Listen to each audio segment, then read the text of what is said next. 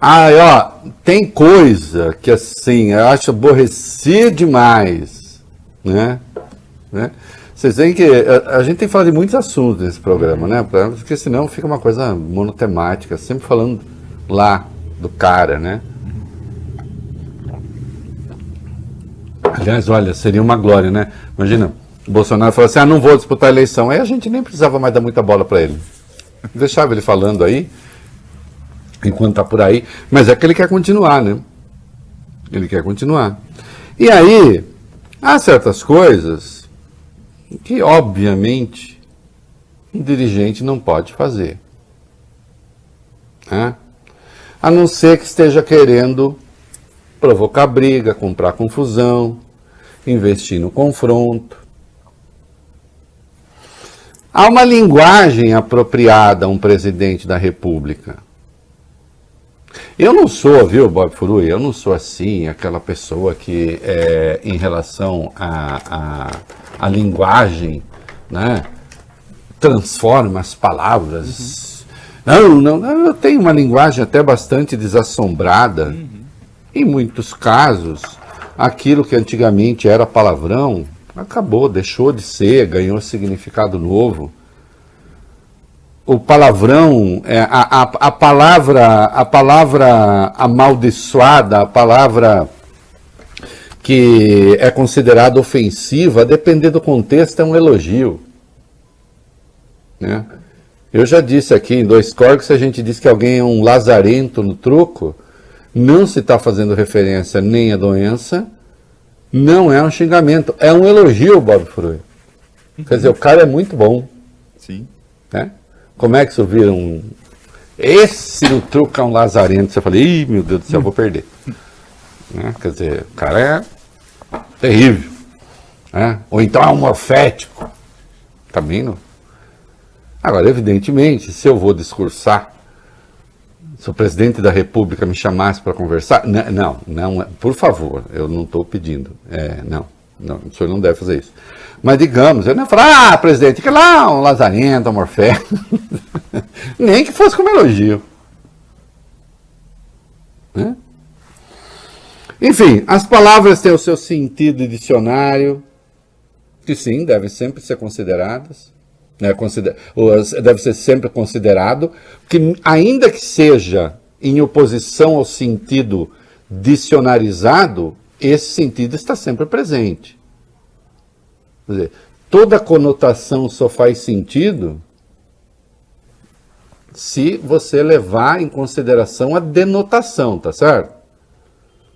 O sentido derivado de alguma coisa existe porque existe o original. Mas existe o sentido dicionário, existe o contexto que muitas vezes muda, né? Não só o sentido, como expressa a real intenção do falante. A real intenção do falante não era ser ofensivo. Muitas vezes era ser elogioso. Isso está muito comum. Nossa, fulano, olha, esse cara é monstro no basquete, no sei lá o quê. Não, ele não é monstro, ele é muito bom, né? Quer dizer, ele é assustador de tão bom que ele é. Agora, de qualquer modo, seja no sentido derivado, seja no sentido original, seja na conotação, seja na denotação, quando se exerce um cargo público, quando se tem o poder da representação, existe uma outra coisa a ser observada, chama-se decoro.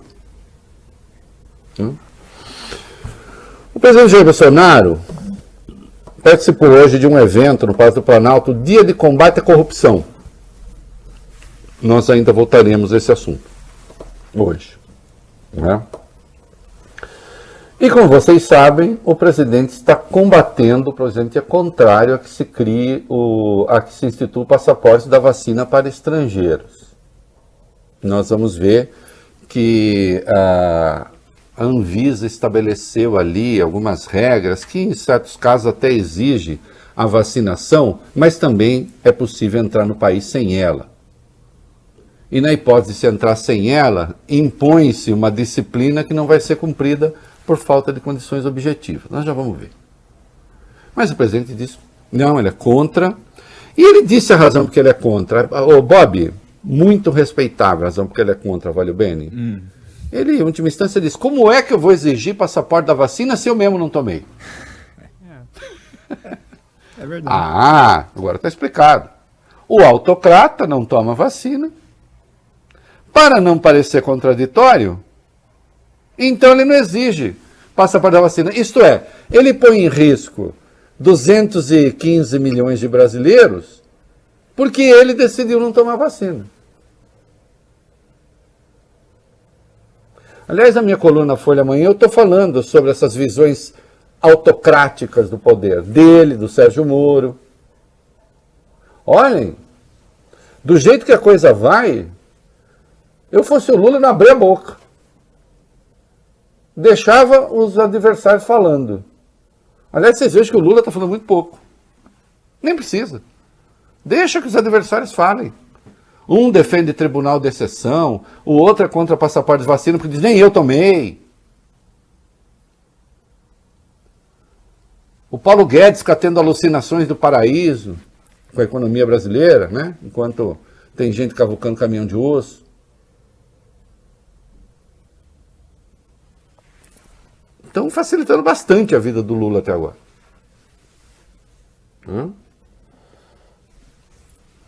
E hoje, nessa solenidade, ele se referiu ao governador João Dória, porque o Dória disse que tentaria criar o passaporte da vacina em São Paulo. Lembrando que nós temos um aeroporto com trânsito de 2,5 milhões de pessoas, tem o Porto de Santos. A única coisa é que esses ambientes têm controle federal e estaríamos diante de uma questão judicial aí. O Estado poderia criar empecilhos, sendo que ali, né, a autoridade é federal. Agora, por outro lado, há um lugar de recepção de estrangeiros em São Paulo que pode ser um foco irradiador da doença. Mas o presidente decidiu se referir a João Dória, que é um desafeto seu político, se tornou um desafeto político.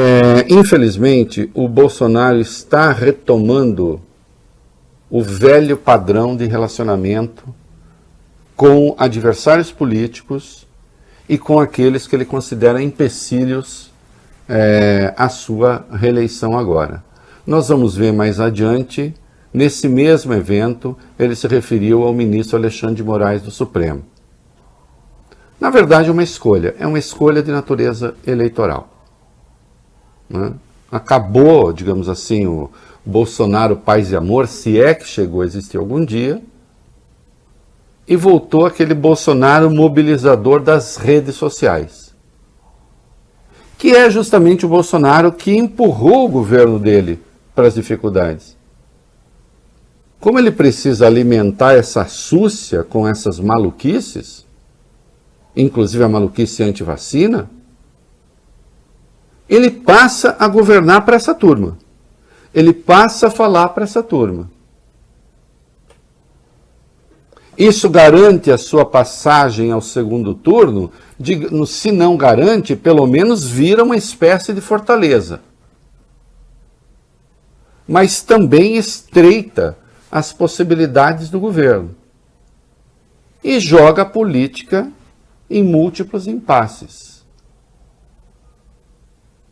A aposta, a malucada, é que esse discurso ultra-radical, agressivo, garante essa passagem para o segundo turno e depois, então, se propõe a luta final contra o PT. E aí ele aposta que todos aqueles que não são petistas, então, acabarão votando nele.